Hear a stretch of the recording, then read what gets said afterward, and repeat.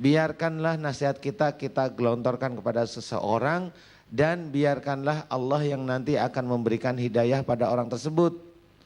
Kalaupun itu anak buah, kalaupun itu istri, kalaupun itu anak atau kalaupun itu suami, coba beri pengertian yang baik kalau kita meminta atau menyuruh atau minta pertolongan, jadi tidak memaksa. Nah, insya Allah dari situlah kita bisa mengatur.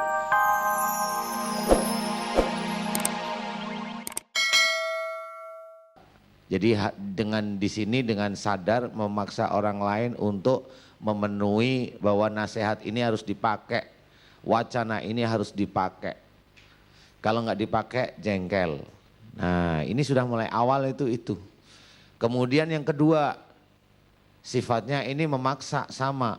Kalau punya keinginan, nah ini kalau punya keinginan menyuruh suami, menyuruh istri, menyuruh anak atau menyuruh anak buah atau menyuruh teman itu harus biasanya. Kalau nggak dikerjakan jengkel atau marah. Nah, dua hal ini yang bisa menyebabkan insya Allah pankreas itu rusak. Sehingga kelenjar insulin tidak bisa memproduksi insulin dengan bagus. Disitulah terjadi kalau dites darah gula dalam darahnya cukup tinggi. Nah, ini yang ditakuti oleh sebagian besar orang-orang. Nah, kalau kita memang mau umpamanya kayak pengajian bengkel hati, mau mendengarkan apa saja sih perilaku atau akhlak yang bisa menjadikan penyakit, kalau tahu ayo kita kerjakan untuk tidak dikerjakan. Kita kerjakan untuk tidak dikerjakan. Maksudnya jangan sampai kita itu memberikan nasihat itu memaksa. La ikraha fiddin, tidak ada paksaan dalam agama Islam. Jadi tidak ada paksaan kita orang lain untuk kita berikan nasihat. Tidak ada paksaan orang lain untuk mengambil nasihat kita atau memenuhi nasihat kita atau memang harus dipakai nasihat kita. Biarkanlah nasihat kita gelontorkan kepada seseorang dan biarkanlah Allah yang nanti akan memberikan hidayah pada orang tersebut. Kalaupun itu anak buah, kalaupun itu istri, kalaupun itu anak atau kalaupun itu suami, coba beri pengertian yang baik kalau kita meminta atau menyuruh atau minta pertolongan, jadi tidak memaksa. Nah, insya Allah dari situlah kita bisa mengatur gula darah kita insya Allah menjadi normal terus menerus. Kalau mau kita menyuruh, ya kita mohon, Pak tolong dong ambilin ini umpamanya. Atau nak tolong Bapak ambilin ini. Itu insya Allah akan pankreas insya Allah aman terus sampai nanti kita tua. Kita coba lihat nanti saudara-saudara kita atau keluarga kita, siapa yang gula darah tinggi insya Allah pasti tersenyum. Oh iya ya, memang dia kalau nyuruh itu harus, kalau enggak marah. Ah ya sudah, nanti di sini kita lihat siapa yang gula darahnya tinggi. Mudah-mudahan nanti tidak ada ya. Amin. Amin. Jadi kalau kita nyuruh gitu ya, bahasa tolong gitu ya. Bahasa tolong itu harus ya. Tolong ambilkan ini, Mama tolong izinin Papa nikah lagi gitu ya. Kan ada kalimat tolong. Nah Ustadz, buat kita Ustadz, dan mereka mungkin yang terdeteksi punya penyakit gula darah tinggi, solusinya Ustadz, di samping dia bisa meredam bahwasanya tidak melulu nasihatnya harus diikutin, bahwa kita hanya mengajak orang berbuat baik, kalau yang bersangkutan tidak mau berbuat baik, nah bagaimana meredam kita punya jengkel dan emosi. Betul, memang alhamdulillah pertanyaan Dai Albar bagus sekali. Jadi biasanya kalau kita itu menyuruh orang melakukan perbuatan baik, kalau mamanya nggak cocok sama kita, kita sendiri yang jengkel, betul nggak Bu? Iya. Sudah menyuruh nggak cocok, marah lagi kita kan gitu. Lawang Allah itu menyuruh semua hamba-hambanya itu untuk melakukan sholat, kan gitu ya. Banyak yang tidak melakukan juga nggak marah-marah, biasa-biasa aja, betul nggak? Nggak ada terus dia nggak sholat kemudian ada halilintar meledak jeder gitu, nggak ada. Jadi biasa-biasa aja, nggak dia melakukan sholat baru keluar rumah tabrak bus, nggak ada.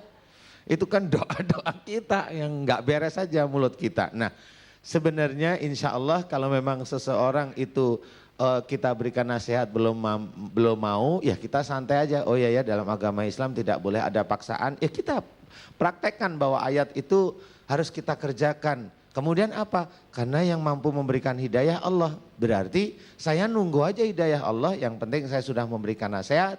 Yang penting saya sudah memberikan masukan. Masalah dia itu mau sujud pada Allah atau belum, serahkan pada Allah. Nah itu kita mulai tenang di situ. Nah sehingga pada waktu kita itu ada gejolak, ada teman kita, saudara kita itu masih belum cocok tentang syariat yang beliau kerjakan, kita nyantai aja, aman-aman aja. Kan seperti itu. Nah insya Allah seperti itu ya Albar. Jadi kita harus lebih nyantai mensikapi kalau kita memberikan nasihat. Kalau mau menyuruh, minta tolong. Itu kan menyuruh bukan meminta ya. Betul. Bahwasanya memang hanya Allah yang mampu memberikan hidayah. Nah kalau kita cuma bisa kasih hadiah. Baik, pemirsa rahmati Allah, kita akan kembali lagi setelah kita dengarkan kumandang ayat suci Al-Quran yang berikut ini. Tetap di bengkel hati.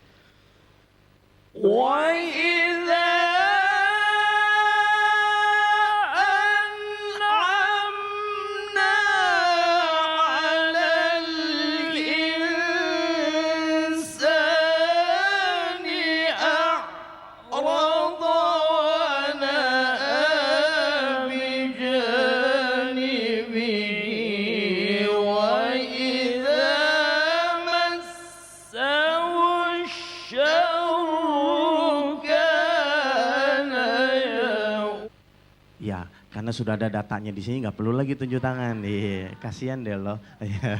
Baik, sini sudah ada Ibu Yurniati. Ibu Yurniati, betul ya? Yang namanya Ibu Yurniati mana? Mana sih? Mana? Oh ini di depan, iya. Saya ngeliat sengajain nggak ngeliat gitu ya. Ibu silakan. Ibu Yuniarti. Iya. Dari mana? Diri Ibu silakan.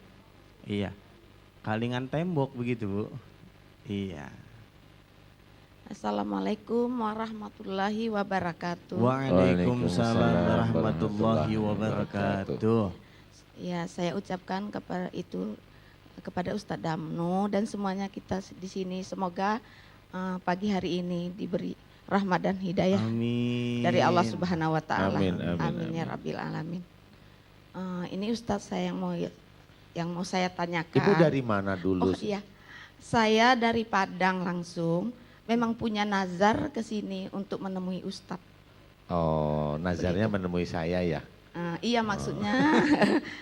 Begini Ustadz, saya tuh udah 3 tahun ini mengalami itu musibah beruntun gitu ya.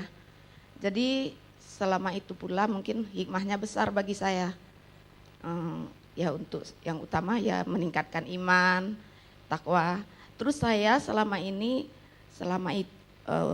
ditimpa musibah, saya tuh selalu ikut pengajian ini di rumah, di TV gitu. Nah terus saya ikutin terus, doa-doanya saya ikutin terus. Apa semuanya saran apa pokoknya saya ikutin terus. Saya ikut berdoa, itu Ustadz berdoa saya amin. Jadi saya tuh merasa satu persatu itu masalah saya selesai. Oh, alhamdulillah. Alhamdulillah ya rabbil alamin. Jadi itulah saya tuh sampai punya nazar suatu hari saya akan ke Masjid Anida ini untuk ikut acara ini gitu. Ya tadinya saya tuh rematik itu sampai nggak bisa jalan. Oh ya. Sampai pernah saya itu waktu di Bandung ya usaha, saking nggak bisa jalannya saya tuh kan nggak punya keluarga di Bandung. Jadi sampai saya itu di panti jompo 4 bulan. Oh ya, padahal umur ibu berapa? Belum pantas, tapi mungkin ya namanya dinas sosial mempertimbangkan gitu, banyak ini gitu apa, mempertimbangkan. Terus saya tuh diminta berjanji di panti itu kalau saya tuh maksudnya apa yang saya punya itu saya bisa bagi-bagi, misalnya untuk ikut menuntun ibu-ibu itu.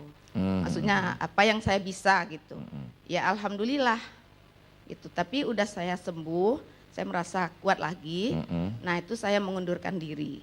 Dari panti jompo? Iya, itu panti jompo Ciparai itu. Oh iya iya. Terus Ibu mau tanya apa di sini Bu? Karena begini Ustadz, saya tuh sebetulnya ya mau tanya, memang penyakit saya ini alhamdulillah itu udah jauh sekali ininya. Setelah melihat acara iya, Bengkel Hati, iya. ikut berdoa, gitu ya. Nah cuman saya yang mau saya tanyakan gini Ustadz.